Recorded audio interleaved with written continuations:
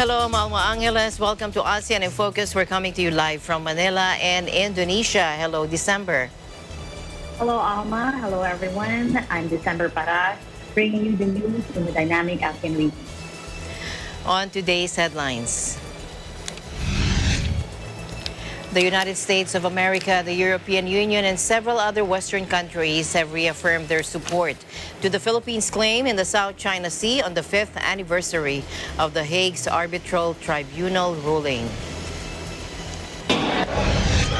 Several foreign tourists were kicked out of Bali on Monday for breaking the Indonesian holiday island stricter virus rules as the country is slammed by its deadliest COVID-19 wave. And as Indonesia faces a shortage of medical oxygen due to the surge of COVID cases, the Department of Trade and Industry Secretary Ramon Lopez said at least 2 Philippine oxygen manufacturers can export to the neighboring country. Senator Manny Pacquiao is punch drunk. President Rodrigo Duterte again criticized the boxer-turned-senator for claiming that billions of pesos were lost due to corruption across government agencies.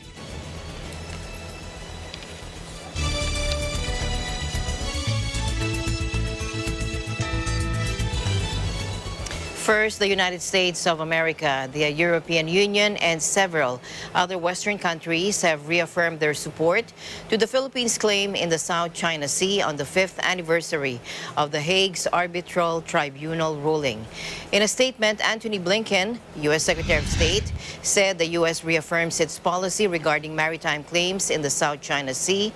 It released almost a year ago on July 13, 2020, noting that the Arbitral Tribunal delivered a unanimous and enduring decision rejecting China's maritime claims as having no basis on international law. He also noted that nowhere is the rules-based maritime order under greater threat than in the South China Sea. Blinken said the PRC continues to coerce and intimidate Southeast Asian coastal states, threatening freedom of navigation in this critical global thoroughway. Now, he called on China to abide by its obligations under international law, to cease provocative behavior, and to reassure that China is committed to rules-based maritime order that respects the rights of all countries, big and small.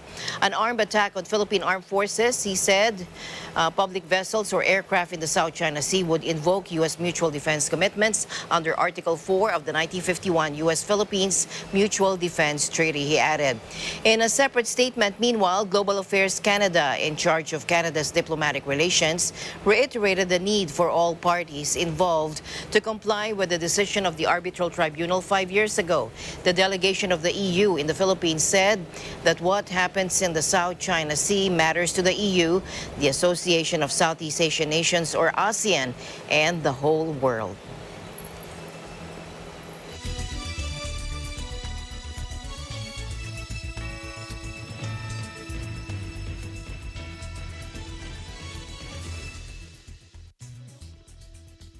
The arbitral ruling, which affirmed the Philippines' territorial claims covered by the country's exclusive economic zone, or EEZ, in the West Philippine Sea against China, provided the country and the rest of the world with a framework for greater cooperation.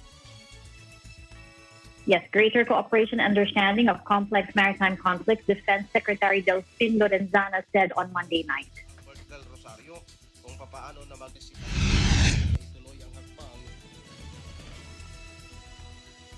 Consistent with Philippine National Police, we shall continue to seek all avenues to achieve peaceful and friendly management of all standing maritime disputes, Lorenzana said in a statement as the Philippines commemorated the 5th anniversary of the arbitral ruling. Lorenzana also called the ruling a milestone in the country's history as it affirms its claim over the disputed waters. On July 12, 2016, the Philippines won the arbitration case it lodged against China after the Permanent Court of Arbitration, or PCA, in The Hague. Netherlands invalidated Beijing's 9-line claim that covers nearly the entire South China Sea. The defense chief also urged all nations with overlapping claims in the area to heed the call for rules-based international order and refrain from acts that may escalate tension in the area. Meanwhile, Thailand will use AstraZeneca's or Pfizer's COVID vaccines as a second dose for those who received the first dose of China's Sinovac shot after hundreds of fully vaccinated medical workers caught the disease. Joining us live to tell us more on this report, here's Diomer Baldo. Hello, Diomer.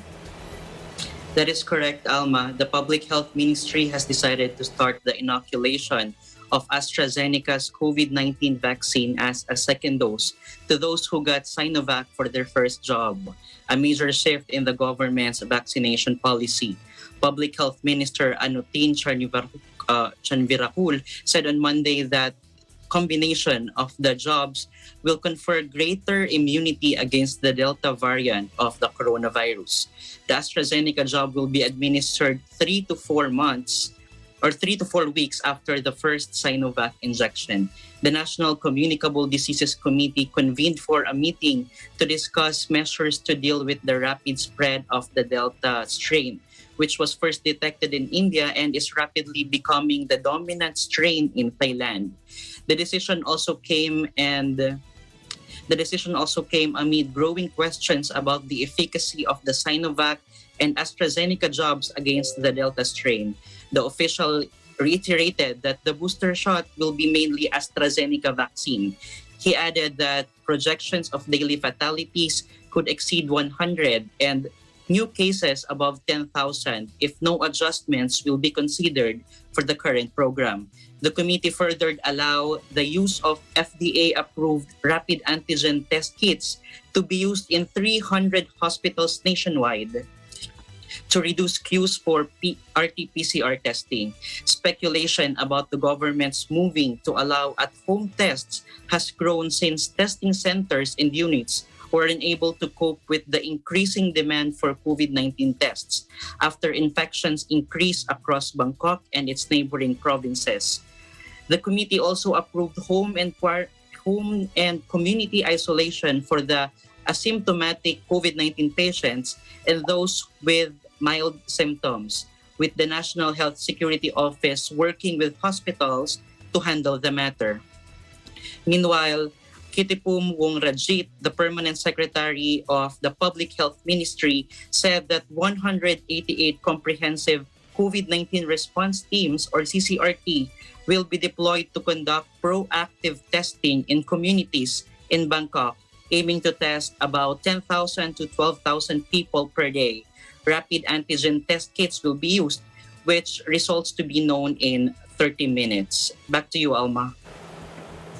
All right, thank you very much, Diomer, for your updates there. So we're looking forward to an update on the booster shot of AstraZeneca or Pfizer after concerns about the China's Sinovac vaccines. Thank you very much and stay safe. Thanks to Alma reporting live from Bangkok, Thailand. I am Jomral Bondetbaldo. We live in interesting times. In the Philippines, President Rodrigo Duterte is now fully vaccinated against the COVID or coronavirus disease 2019. Senator Bongo confirmed that Duterte received his second vaccine for COVID-19 jab on Monday by releasing photos on his official Facebook page. Presidential spokesperson Harry Roque also confirmed that Duterte was inoculated with the COVID-19 vaccine developed by Chinese state-owned pharmaceutical company Sinopharm. Duterte received his first shot of Sinopharm COVID-19 vaccine on May 3. At that time, Sinopharm has yet to secure an emergency use authorization, or EUA, for the administration of its COVID-19 vaccines. In May, the World Health Organization included Sinopharm in its emergency use listing. The Food and Drug Administration, or FDA, cleared Sinopharm for emergency use in June. Initially, FDA only issued a compassionate use license for inoculation of 10,000 doses of Sinopharm vaccine to members of the Presidential Security Group, or PSG. China approved the Sinopharm vaccine for general public use last December after the developer said the vaccine showed 79.34% efficacy based on an interim analysis of late-stage clinical trials. In Myanmar, the spiraling coronavirus count struck the trial of ousted leader Aung San Suu Kyi on Monday, according to her lawyers, with a witness for the prosecution failing to testify after becoming infected. Cases are spiking in Myanmar, with the State Administration Council, as the military junta calls itself, reporting more than 3,400 new cases Sunday, up from fewer than 50 per day in early May.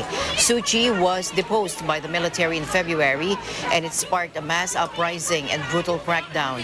More than 890 civilians have now been killed by the junta's forces, and that is according to a local monitoring group.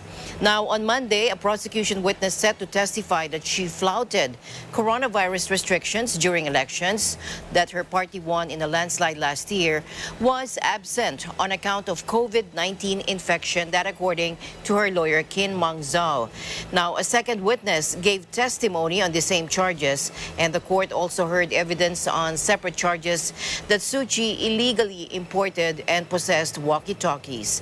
Now, the Nobel laureate, 76 years old, and all members of her staff have been fully vaccinated while in military custody, according to her lawyer, Min So. Now, she did not give details on when Suu Kyi, who is believed to have received a first dose before her government was deposed, had received the jab or what vaccine she was given.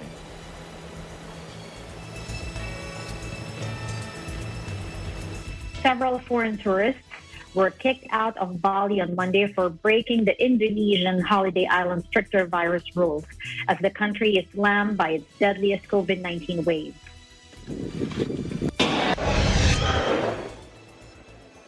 Three visitors from the United States, Russia, and Ireland were put on planes bound for their home countries after being nabbed for not wearing masks in public, violating Bali's new zero-tolerance policy, authorities said. A Russian woman who refused to self-quarantine after testing positive was also said to be deported once she was virus-free, he added. The four are the first foreigners to be deported for breaking Bali's stricter COVID-19 rules as the beach-dotted island clamps down on rampant violations. The restrictions are part of the tighter virus curbs that Indonesia rolled out last week in Bali, as well as its hard-hit capital Jakarta and across densely populated Java, where skyrocketing new infections have overwhelmed hospitals. On Monday, Southeast Asia's worst-hit country reported a record of 40,427 new infections and 891 deaths in the last 24 hours. Indonesia's tighter restrictions were to last until at least July 20. Bali has been less affected than some other parts of Indonesia, but new infections and deaths are on the rise. The island has reported a total of nearly 56,000 deaths or cases and 1,648 deaths. Tourist dependent in Bali, which used to attract millions of foreign visitors, annually rolled out an aggressive vaccination plan as it geared up for a now-shelved bid to reopen to mass tourism this month. From Indonesia, we now go to Vietnam, where the government has issued resolution number 73-NQCP, approving the Ministry of Health's proposal for negotiations to buy 40 million doses of Sputnik V vaccine. The ministry is responsible for introducing the Vietnamese TT Group to the Russian Direct Investment Fund, or RDIF, so that both sides could start negotiations on the deal. All the costs of the vaccine doses will be covered by the TT Group. The ministry shall grant license for importing the vaccines, which will be administered freely.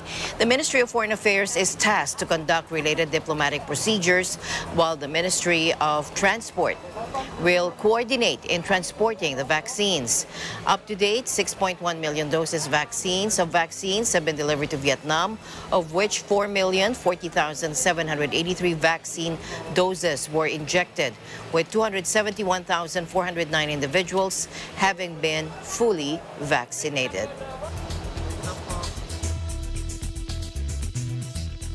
More than 10 million people were placed under fresh COVID-19 restrictions and a curfew in the Thai capital on Monday as the kingdom battled a surge of cases worsened by the highly infectious Alpha and Delta variants. Thailand has so far recorded more than 345,000 cases and 2,791 deaths, with the bulk of them coming in this latest wave that started in April. Take a look. I'd like to, and they will be in effect for at least 14 days. That's until 25th of July. But measures will be assessed and adjusted as needed. So the measures you'll see on the slide for the 6 provinces, which are Bangkok, Nonthaburi, Pathum Thani, Nakhon Pathom, Samut Prakan, and Samut Sakhon. The measures in these 6 provinces include the closure of shopping centers, with exceptions for supermarkets, takeout restaurants, banks and financial institutions, pharmacies, and communication devices shops. Within these areas, of course, socializing with groups larger than 5 people is also prohibited, with an exception for work-related activities. Also, restaurants, markets, shopping malls, and convenience stores must be closed at 2000 hours or 8 o'clock in the evening. Public parks are open for exercising, but they must be closed at 2000 hours or 8 o'clock in the evening as well. Public transportation will finish their daily services at 2100 hours or 9 o'clock in the evening and resume again at 4 o'clock in the morning.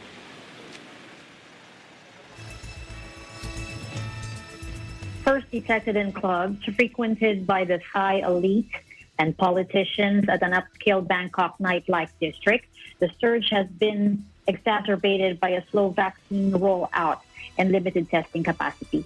Health authorities also said they are monitoring 7 people who have contracted both the Alpha and Delta variants. In addition to the capital, 9 other provinces that have seen steady upticks in infections saw more restrictions fight. Checkpoints sprung up across Bangkok in the early hours of Monday as a 9 p.m. to 4 a.m. curfew came into force, with police wearing masks and facial shields stopping cars in the center of the capital. Residents are barred from gathering in groups of more than 5 people, while public transport networks will shut from 9 p.m. Supermarkets, restaurants, banks, pharmacies, and electronic stores within malls will be able to stay open, but other shops have shuttered.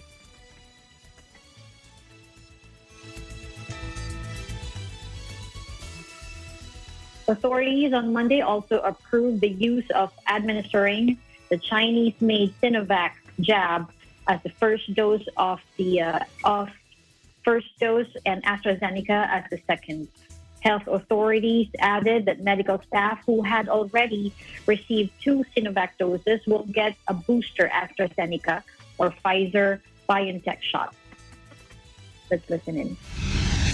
Emphasize that despite this, all vaccines have been proven to be efficient in preventing hospitalization and death. And out of 677,348 medical personnel who received complete doses of Sinovac vaccine, only 618 were infected with the virus. And out of 618 who were vaccinated, only 2 became seriously ill or were reported as vaccine failures. However, to ensure that our medical professionals are safe, today the National Committee on Infectious Diseases will officially approve the plan to offer a booster shot to medical personnel. And the additional 3rd shot will either be AstraZeneca vaccine, which we already have in stock, or Pfizer vaccine that is due to arrive later this month. AstraZeneca is currently the only other vaccine available in the country, with Pfizer-BioNTech shots donated by the U.S. set to arrive soon. Thailand first received Sinovac vaccines from China and began giving shots to its health workers in February. Concerns over the efficacy of the Chinese vaccine amid rising cases have sharply driven demand for other shots offered by some private clinics.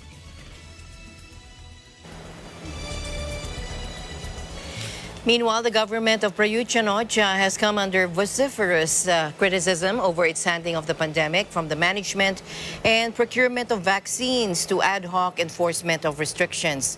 And anger is high at the new measures. And some say the restrictions should have come sooner. The outbreak has hit Thailand's poor communities the hardest, especially those living in Bangkok slums, where social distancing is not possible. Let's listen in.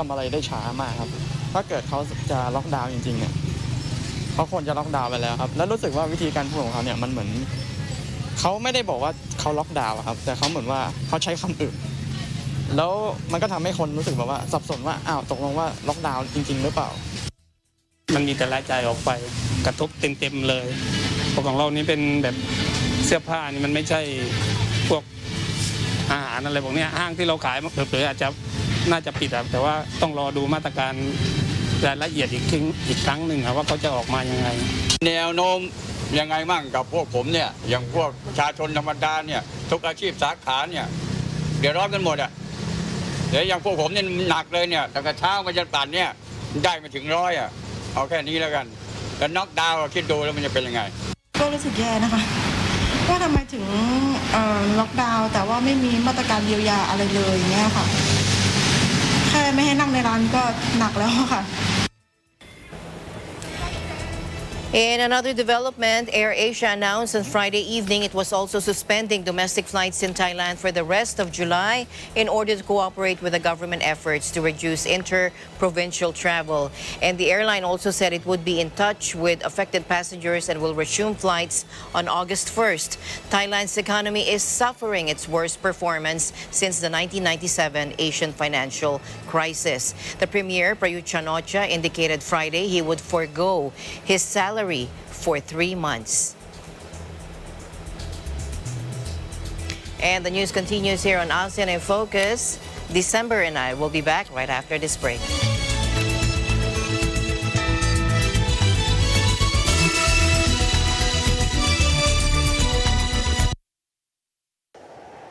Innovation, digital disruption, globalization, startups, micro, small, and medium enterprises, as well as large corporations, all face interesting challenges in the market today. Peek into the world of exciting opportunities and partnerships to drive growth with the latest business news and information.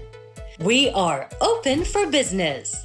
Your weekly dose of entrepreneurial inspiration to update you on the latest developments in the world of business. Get up close and personal with CEOs and thought leaders to help you discover valuable insights, sharpen your instincts for smart decision-making with the latest markets and economic trends, disruptive ideas, global innovation, social entrepreneurship, and other leading-edge business ideas. Join the conversations to create a more vibrant environment for entrepreneurship. Catch Open for Business, from vision to action.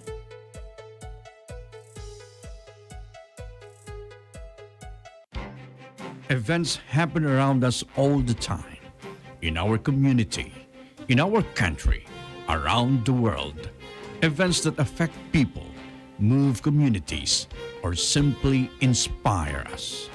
Interesting events that people need to know. In these interesting times, we continue to be a competent partner in delivering news about these events. Fast, accurate, balanced, eagle news, because we live in interesting times.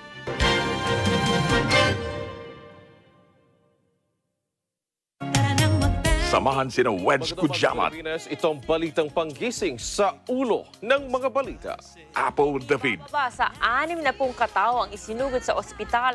TV Publico Economic sabotage ang mga tiwaling negosyante. at Cristel Fesalbon Pagpresyo ng gulay, makakausap natin para iatid sa inyo ang mga kaganapan at pangyayari sa bansa at sa iba't ibang panig ng mundo. Mga napapanahong isyu ng bayan. May balitang sports, entertainment at iba pang kaalaman. Simula Lunes hanggang Biyernes, alas 5 ng umaga sa paborito nyong morning show, Pambansang Almusal, dito sa Net 25. Pambansang Almusal.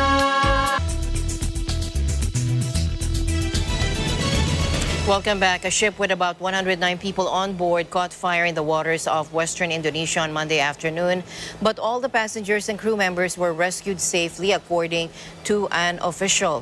The ship, Gunsa 8, caught fire when it was sailing in the Bangka Strait, and the fire came from the engine of the ship, according to Aswind Abu Nawar, head of the emergency unit of the Disaster Management Agency in Kepulauan, Bangka Belitung province. Now, the ship departed from a seaport in the province and was heading for a seaport in South Sumatra province, according to the official. He also told Xinhua via phone that all of the 90 passengers and 19 crew members were rescued by another passenger ship, which was passing by at that time, and 6 of the people on board were children. He added the fire was extinguished by a tugboat which was equipped with tools for stopping fires at sea. All the passengers were transported to the seaport in Kepulauan, Bangka Belitung.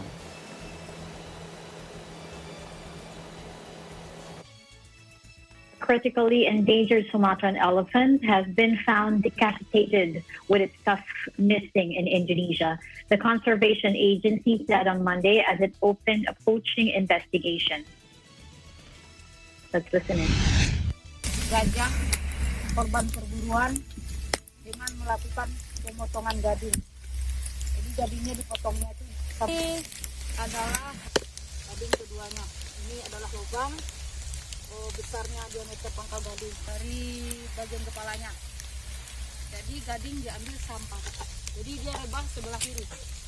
Ini sisanya, ini sisa gading sebelah kiri yang sudah dipotong sama pemburu.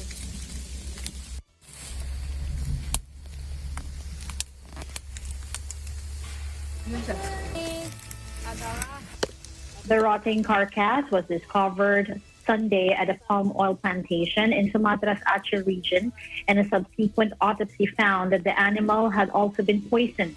Rosa Rica Wayuni, a doctor at the Aceh Conservation Agency, said they found poison in its digestive system. It was not clear how long the male elephant, estimated to be about 12 years old, had been dead. Rampant deforestation has reduced the elephant's natural habitat and brought them into increasing conflict with humans, while their tusks are prized in the illegal wildlife trade. There have been several elephant poisoning cases in recent years, including one in 2019 when a Sumatran elephant was found decapitated with its tusks ripped off. Aceh's Conservation Agency estimated the region has few as 500 Sumatran elephants still living in the wild.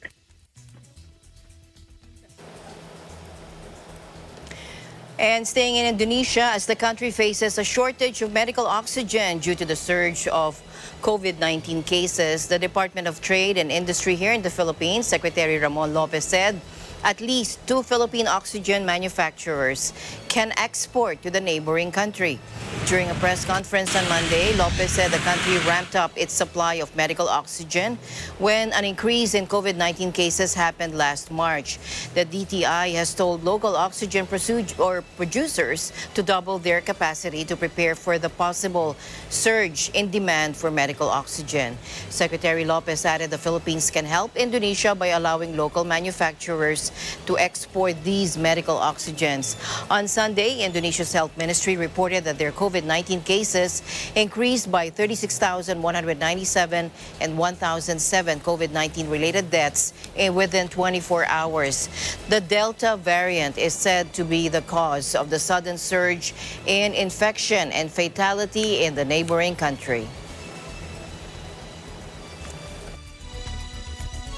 And the Philippines President Rodrigo Duterte said on Monday he would rather have either one of his two staunchest critics become the next president than have his daughter, Davao City Mayor Sara Duterte, succeed him. In a pre-recorded public address, Duterte again expressed disapproval after his daughter expressed openness to join the presidential race in 2022. Take a look. My stand is I am against really the candidacy of my daughter.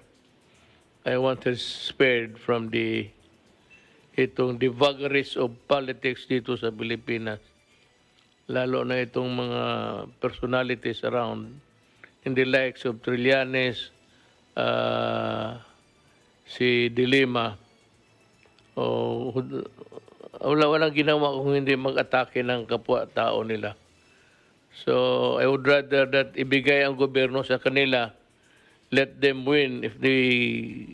I wish them luck, and even wish them win kung manalo sila para kanila na itong gobyerno at gawin nila ang gusto nilang gawin. Masasaktan ako pag siyempre anak ko. Itong bastos, itong bunganga ni Trillanes. Ewan ko kung saan niya nakuha yung katangian na yan. Pati itong si De Lima.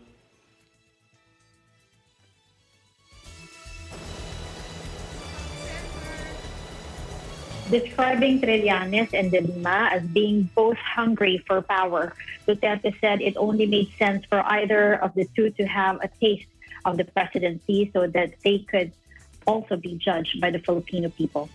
Sara, he said, could still run for president some other time. He also reiterated that the presidency is a job that is not good for a woman, especially because criticisms could only hurt her. Meanwhile, Duterte admitted that he is only considering running as vice president next year to scare off his critics. During a meeting with members of ruling Partido Demokratiko Pilipino Lakas ng Bayan or PDP Laban, Duterte said he is sold to the idea of joining the vice presidential race next year. He said he is seriously thinking of accepting his party mate's appeal for him to seek the second top post in the country.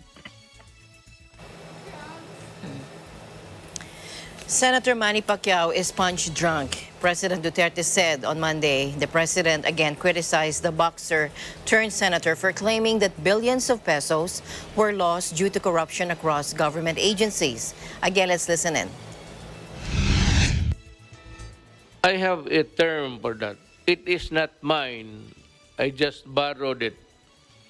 But I think Pacquiao is punch drunk.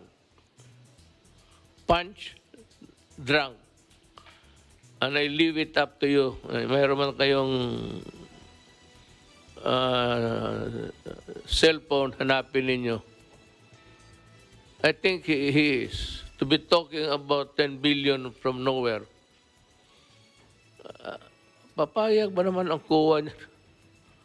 Hindi lang yan. Papayag ba kami? Papayag ba ang mga sekretary ng mga departamento na papayag na ganon na may mawala 10 billion? That is a statement coming from a guy who is punch. Suntok ba? punch drunk, lasing.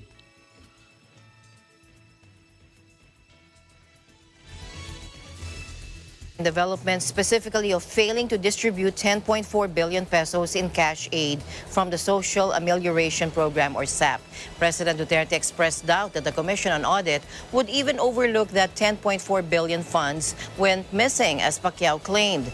Last week, the president assured the public that he's trying his very best to eradicate corruption in government under his watch. He also hit back at Pacquiao by raising the previous tax evasion complaint against the senator.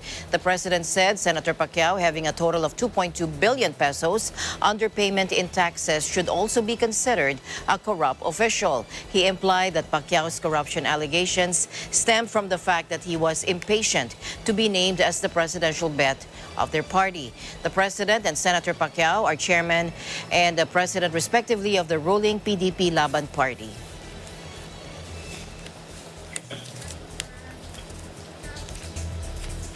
The news continues in ASEAN in Focus after this short break.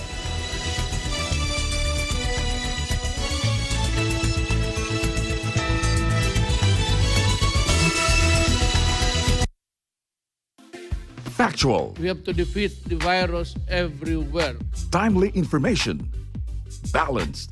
Not only in the country, but also abroad. I'm certain of one thing. Interviews that people need to know. Watch Agila Pilipinas, a one-hour newscast of reports coming from regional hubs in Luzon, Visayas, and Mindanao. Know the important updates in Asia in ASEAN in Focus.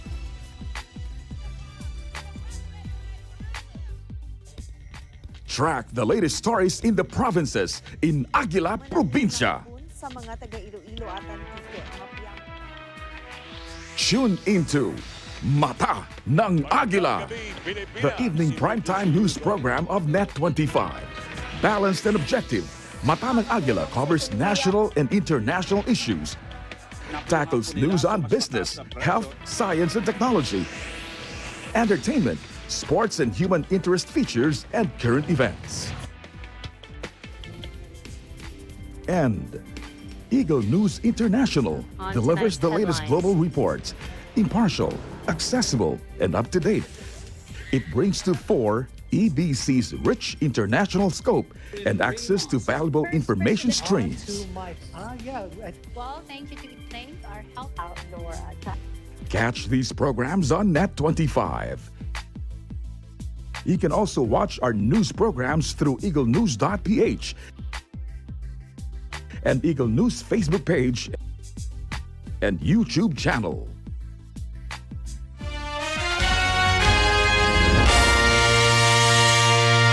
Hey there, Arnie Aquino here at Hatley Castle, one of the filming locations for the X-Men series. Don't forget to tune in to Digital Nest only on Net25.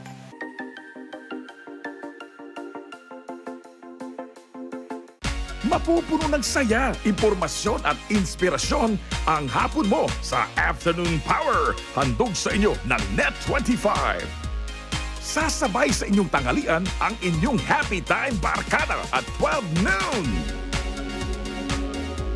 Alamin ang mga pangyayari sa ASEAN nations, ASEAN in Focus at 2 p.m.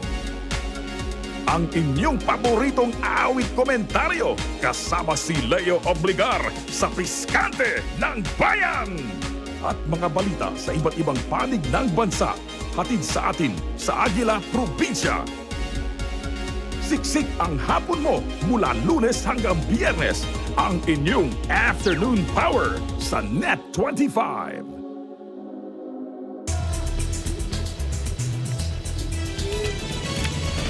Welcome back. Malaysia will lower its economic growth outlook for this year due to movement restrictions against COVID-19 that, according to the country's finance minister, signaling the government may forecast expansion around 4%.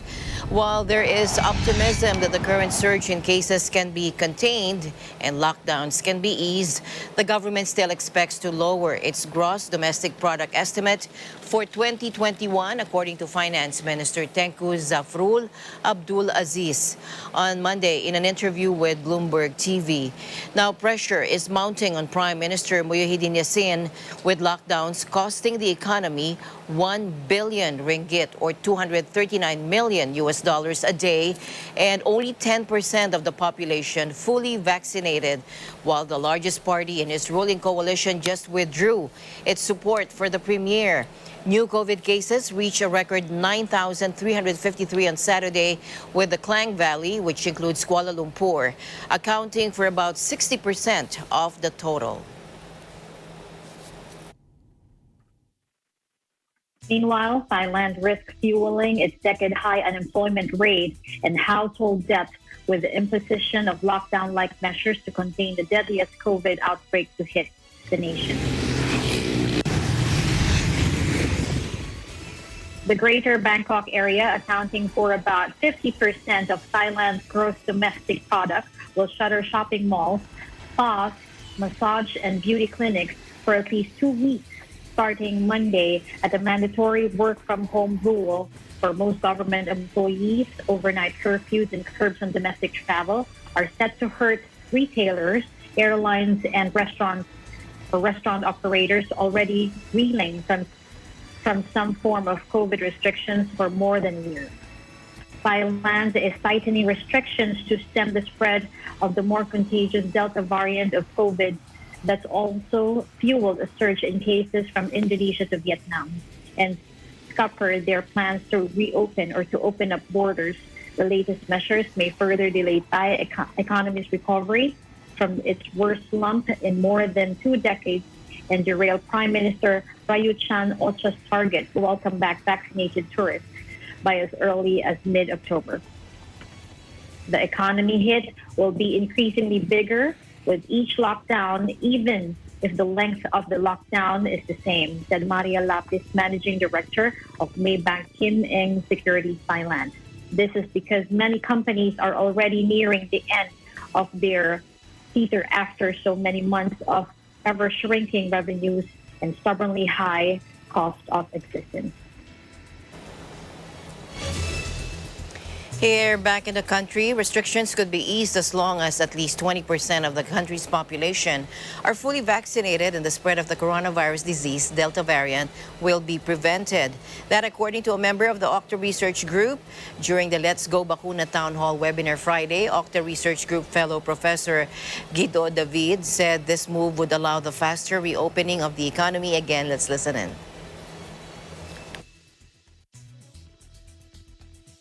I think once we start hitting 20% fully vaccinated, there could be talks about, maybe transitioning to the next normal based on what we're seeing in some other countries, especially since from what we know, we don't have community transmission of the Delta variant yet here. So that will allow us to open the economy even faster. The private sector initiative is towards creating what we call micro-herd immunity and safe spaces. And when we talk about micro-herd immunity and safe spaces, we look at Octa's presentation of population protection, the level of about 50% without the Delta variant and 60% as a target if the Delta variant is there. And herd immunity defined as 70%. From July to January next year, we believe that population protection can be achieved between September and October. And we think and agree with the government that herd immunity can be achieved between December and January. And I'd like to assure Sec Duque and CAPSEC Nograles that the private sector really is very passionate in trying to see this whole pandemic blow over. But then again, I think we really have to live with COVID. And it is going to be with us for some time until we are able to vaccinate 100% of our Filipino people.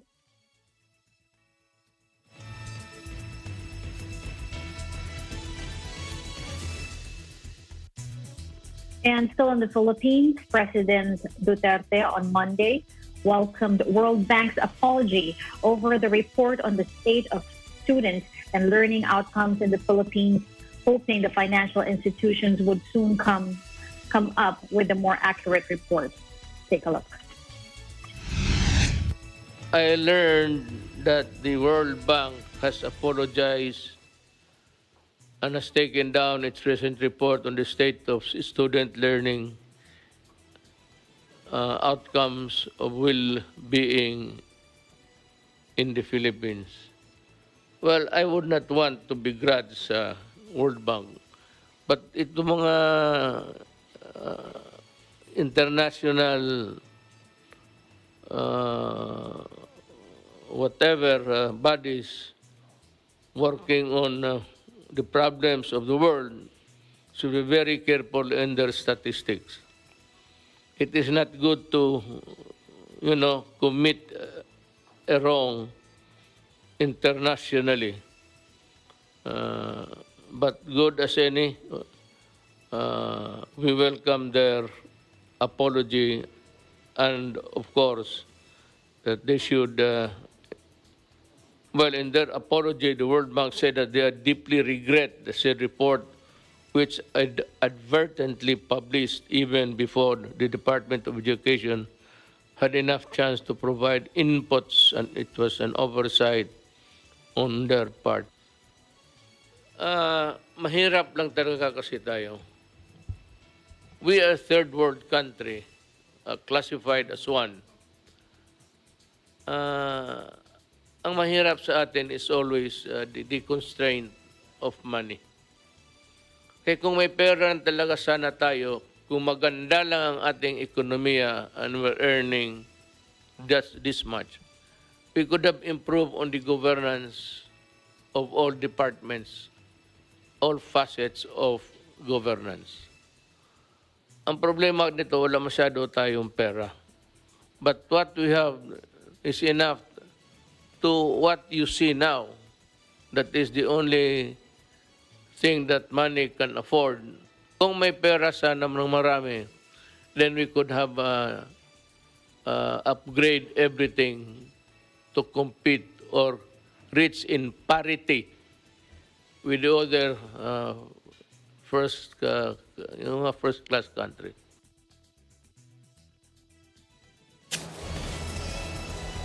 Duterte said the Department of Education is working on a new set of data that will be soon submitted to the financial institutions so that they can correct their figures and data inputs.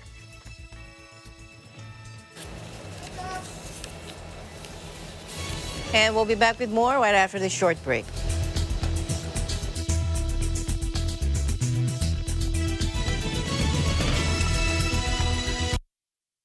Kumanta, sumaya tayong lahat. Kasi saya-saya.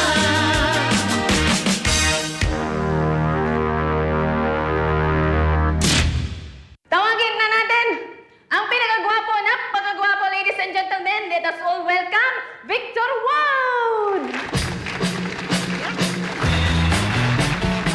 Nagustuhan nila Direk at Sir Orly yung performance nyo. Kaya sa next episode, mag-partner na kayo. Record ka ang sarili mong album.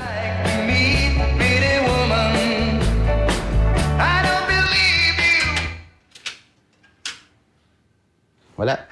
Hindi papatok yung ganyan style. Payagan nyo lang ako mag-record uli.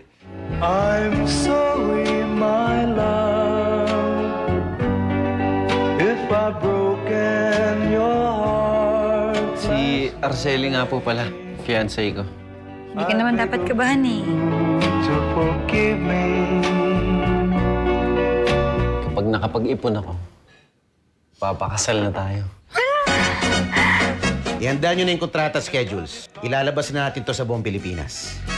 Let me kiss and hold you tight. Kalahati lang ng TF ni Rico at ni Ray yung TF ko eh. I Kung sino ang mas sikat, yun ang mas may malaking talent fee. Eh kung kasikatan lang ang pag-uusapan, masikat naman ako sa mga yan. Noon yun, Victor. Pero hindi mo inilagaan. Kaya kong bumangon kahit wala ka.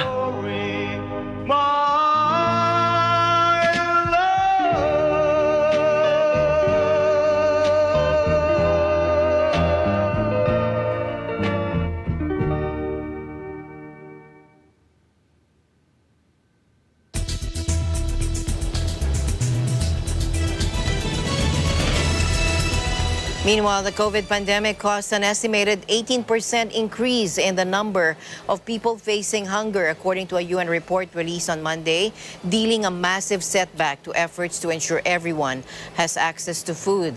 The world was already off track to achieve its goal of eradicating hunger by 2030, but the report warned that COVID had now sent it back to the wrong direction.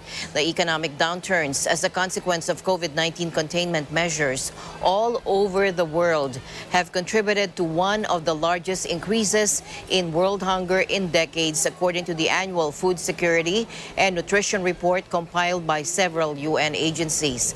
Although the full impact of the pandemic cannot yet be determined, the report estimated around 118 million people 18 million more people faced hunger in 2020 than in 2019, an increase of 18%. The rise in moderate or severe food insecurity was equal to the previous 5 years combined. Nearly 1 in 3 people in the world, 2.37 billion, did not have access to adequate food in 2020, an increase of almost 320 million people in just 1 year, according to the report. 1 in 10 people were undernourished. The increase in hunger was widespread as the economic downturn affected almost all low and middle income countries. But the biggest impact was in countries where there were also climate-related disasters or conflict or both. This is alarming. This is life-threatening. In Vietnam, the first homegrown car manufacturer, VinFast, said Monday it will launch 2 new electric vehicle models early next year in North America and Europe as it pushes to enter the lucrative but crowded market.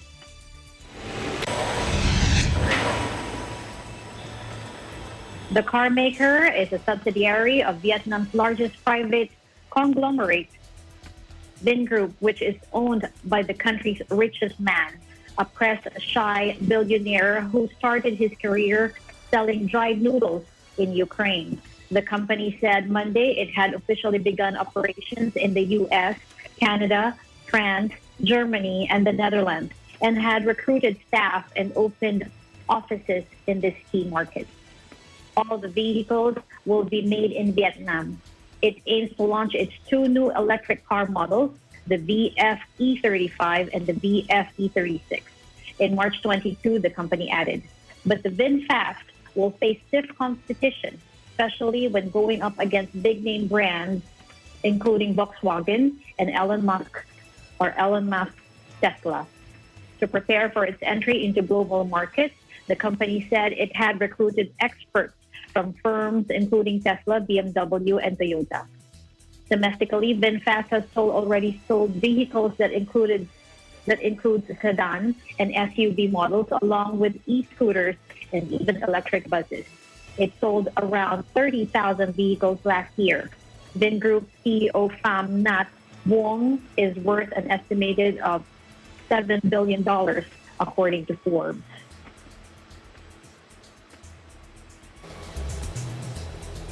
Again, thank you, December, for keeping me company today.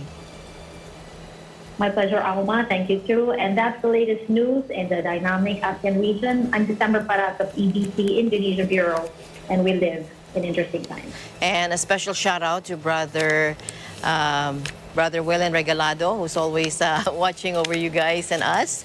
Thank you very much po, and thank you very much for your support. And with that, I'm Alma Angeles. We live in interesting times.